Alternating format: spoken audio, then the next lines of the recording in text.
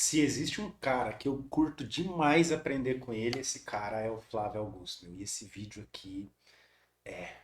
Nossa, vamos lá, vamos lá. Eu não conheço ninguém que deu muito certo que trabalha pouco. Não é uma Também não. coisa, sabe? O Eu trabalhar sou que sou. bastante, trabalhar muito, não é tudo.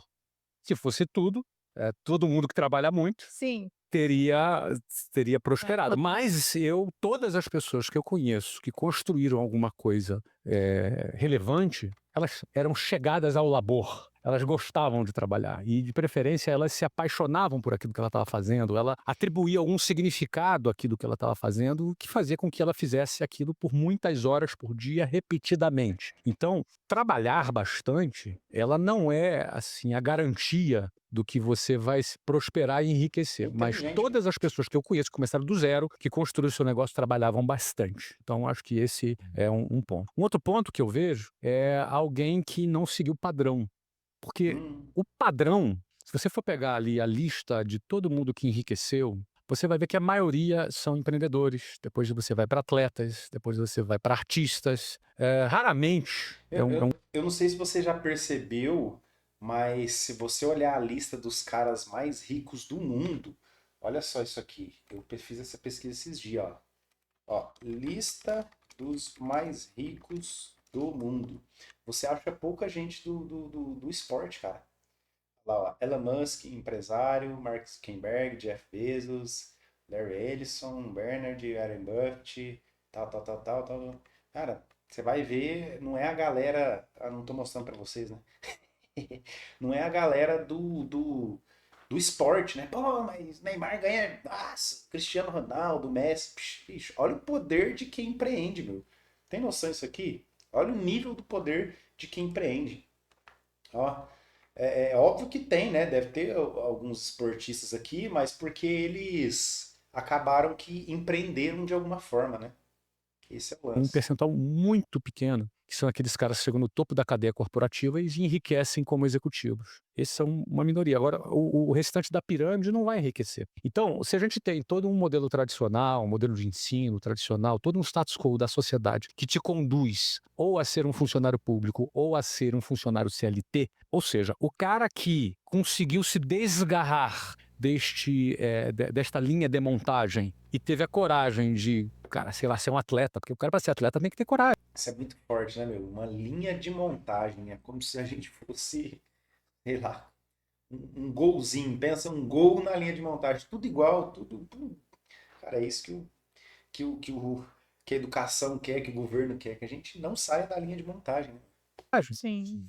Durante um bom tempo, um atleta e um artista convive com olhares atravessados, convive com olhares desconfiados de como quem pensa que ele é um vagabundo, você entendeu? E ele tem que ter uma convicção muito grande durante um período para conseguir atravessar esse processo, até ele começar a ter um resultado e ser reconhecido.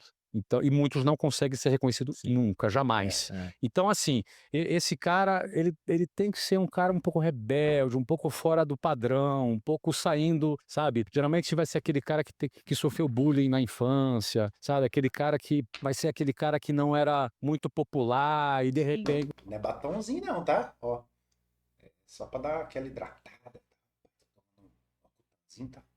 ou era taxado como problemático, e de repente esse cara, por ser diferente, ele pega um caminho que Ovelha vai negra, né? levar ele à prosperidade, porque os caminhos que levam à prosperidade são, na maioria das vezes, estatisticamente, fora da linha de montagem natural da sociedade. Então, eu acho que essa característica do cara ser um pouco diferente, eu percebo nas pessoas que se deram muito bem, que cresceram, você vai ver alguma história ali desse cara, ou é de bullying, ou é de diferente, ou que foi expulso da escola, ou alguma coisa diferente, não é? O muito certinho, o inteligentão muito certinho, geralmente vai trabalhar para o problemático. O muito inteligente, geralmente, trabalha para o Fantástico mais isso. corajoso. É verdade. E o mais corajoso é o fora do padrão. Putz, caraca, olha isso.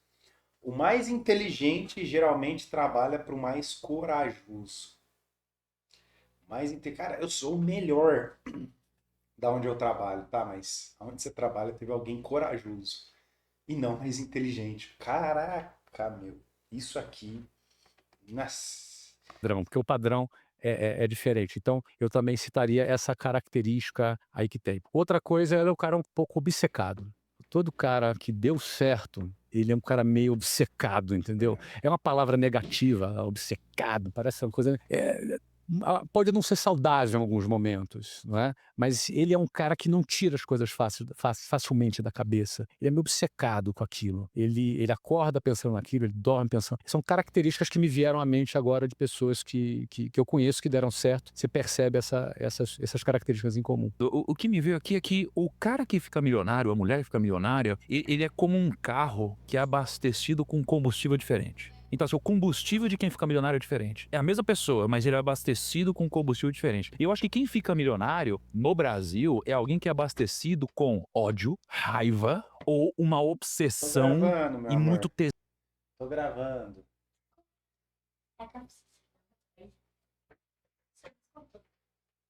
Não faz barulho, porque senão fica vídeo ruim.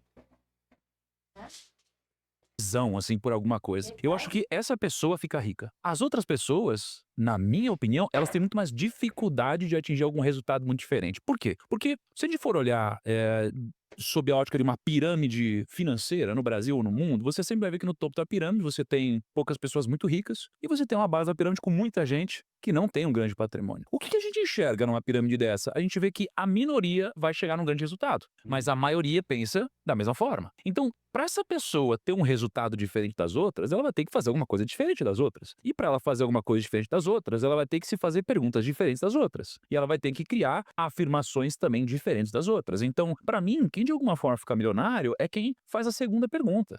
A primeira pergunta é a que todo mundo faz. Agora, a segunda pergunta é a que pouca gente faz. Então, a segunda pergunta seria esse segundo grau de pensamento, mas talvez de uma forma menos filosófica e muito mais instintiva. Porque quando o Flávio falou do cara que sofre bullying ou tem algum pensamento diferente, eu também, as pessoas que eu conheço que são ricas, elas têm um probleminha, cara. Elas têm alguma coisinha diferente. Ela se veste diferente, ela pensa diferente, ela fala diferente, ela tem trejeitos diferentes e ela tem uma Meu, visão. uma coisa que eu percebo de pessoas que são ricas, ela, se você, sei lá, o cara tá gordo, meu. Geralmente você vai falar com uma pessoa normal, meu, mas você tá acima do peso e tal. Nossa, a pessoa, meu, cuida da sua vida, não sei o que. Meu, os caras que são ricos, você vai falar pra ele que ele tá gordo. Ah, você tá gordo, você tá. Nossa, você não tá cuidando da sua saúde e tal. Não adianta nada ter dinheiro, cara. Pô, é mesmo. Você tem razão. Tem razão. Então, ele sabe ouvir muito bem uma crítica e absorver o que vai fazer ele evoluir e o que não vai fazer ele evoluir. Por mais que a crítica veio de alguém que tem menos grana que ele. Ele sempre vai fazer análise, ele nunca vai bater na pessoa, bater de frente, vai e a mentalidade pobre, ela sempre ela não gosta de ser criticada, a pessoa não gosta de ser criticada, ela não gosta de receber informações sobre elas, por mais que sejam verídicas. E se não for verídicas, meu, só se deixar de lado, tá tudo certo. Isso o rico entende muito bem, preste atenção para você ver. Eu assisti um dia o Pablo Marçal falando sobre o Flávio Augusto mesmo, falando sobre ele. Falei, meu, ixi, vai dar ruim esse negócio. Criticando ele sobre a saúde, sobre o físico dele. Ele falou, meu, tem razão. E aí, a partir daquele momento, não sei se foi por conta daquilo, né? Mas ele tomou um rumo para a saúde dele. Ele emagreceu, cara, nesse momento tá, pô. Então, olha a mentalidade do cara, meu. Olha a mentalidade do cara. Entende? Não convencional do mundo. Eu vejo que a gente começa, talvez na vida, tendo uma responsabilidade, uma obrigação de trabalhar muito mais em horas do que no futuro. Por quê? Porque no futuro, se você for olhar para uma pessoa como um Flávio, que gerencia sei lá quantos milhares de colaboradores, uma decisão dele impacta de uma forma muito profunda a corporação dele. Então, uma decisão bem tomada tem muita escala. No Meu, passado, quanto que. Deixa eu. Sou curioso, quanto que é a fortuna do Flávio Augusto hoje? Vamos olhar. Fortuna do Flávio Augusto. Vamos ver se aparece. Sou curioso, vocês também são. A fortuna do Flávio Augusto, por fundar a WhatsApp, é estimada em 3 bilhões de reais. Ah, eu acho que não, velho. Eu acho que não é só isso aqui, não. Pô, quanto Flávio Augusto vendeu Orlando City, ó. Em 2021 por 2,1 bilhão de reais. Ah, e ele já era bilionário, meu. Eu acho que tá errado isso aqui, eu acho. Talvez a força abraçal, a repetição da quantidade de tentativas, de execuções, de vendas era muito mais Ei! Assustou, né? relevante do que algo muito estratégico. Então, no começo, a gente precisa de muito mais horas de execução e trabalho duro, e no futuro, a gente precisa de muito mais trabalho intelectual, que escala muito mais. Então, no final das contas, é trabalho igual cavalo. Para você ter sucesso, você vai ter que provocar algum desequilíbrio para que você alcance alguma coisa. Porque Isso é no verdade. equilíbrio, na boa, tu não vai conseguir, não. Então vai ter que ser uma. Eu vou cuidar da minha saúde, vou cuidar da minha família, eu vou cuidar do meu ministério na igreja, eu vou cuidar da minha empresa, eu vou cuidar de papá, tudo perfeito, cara. Vai andar desequilibrado, não tem jeito. Não que você tenha, não, vou ficar obesão, vou abandonar minha família. Não, é isso, mas não tem como ter o equilíbrio 100% de tudo enquanto você tá nessa crescente. Superação, vai ter que ser um trabalho extra, vai ter que ser uma ideia genial que tu teve às 3 horas da manhã, vai ter que ser, sabe, um insight que você teve com a tua equipe, a equipe Nem pra unida mudar, trabalhando. né? Ou seja, você precisa provocar um Ontem. desequilíbrio na tua vida para alcançar alguma coisa. Sabe, você gastar 4 horas e meia no trânsito é um desequilíbrio. Isso desmonta muito, isso que o Thiago está defendendo, eu concordo com ele, desmonta muito esse mundo ideal do equilíbrio, que pode, inclusive, frustrar quem assiste isso, porque, cara, é inatingível. É inatingível, né? A pessoa que constrói patrimônio ao longo da vida, ela tá pensando em mais do que, cara, vou fazer um negocinho aqui e vou ganhar um dinheiro. Você, por exemplo, não pensou só em ganhar um dinheiro com venda, você quis criar um negócio. E aí depois você foi pra visão do equity, de fazer esse negócio ter valor de mercado, para que ele possa ser vendável. Aí você vendeu, aí você comprou de novo. Aí você foi fazer outros negócios. Sempre com essa visão de que, olha, eu vou ganhar um dinheiro aqui, mas o principal tá no valor da empresa que eu tô criando. Porque ninguém vence esse jogo pensando no curto prazo.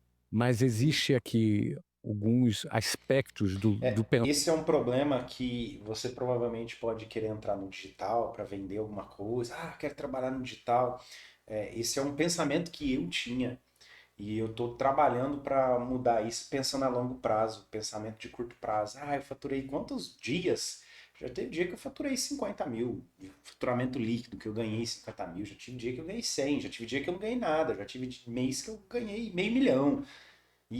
Mas não é sobre isso, né? É pensamento a longo prazo, cara. Onde eu consigo colocar essa grana que a longo prazo isso vai me aposentar, né? Meu, a maioria de que tá no digital pensa a curto prazo. Então, já bota isso no seu raciocínio. pensar em longo prazo, que eu diria para você que se o cara não tiver atento, ele pode fazer tudo certo com o dinheiro dele, pensar no longo prazo com o dinheiro dele, mas ele se ferrar. Por exemplo, uma boa fórmula para ficar pobre: divórcio. Para ficar muito pobre, o segundo divórcio.